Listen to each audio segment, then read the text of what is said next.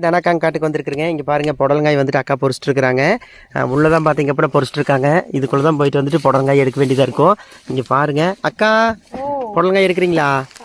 சரிக்கா சரிக்கா. இன்னும் எத்தனை கவர் இன்னைக்கு புடலங்காய்? ரெண்டு சாக்குள்ளே தான் வரும். எச்சா வராதாக்கா? ஆமாக்கா நின்று தான் வரும். சரி சரி சரிக்கா. காய் பரவாயில்லக்கா, எதை பரவாயில்ல. ஆனால் பீக்கங்காய் சுத்தமாக போயிடுதுலக்கா? சுத்தமாக முடிஞ்சு போச்சுங்க மாமா. என்ன பண்ணுறது, வெயில் கிளைமேட்டுக்கு வராது.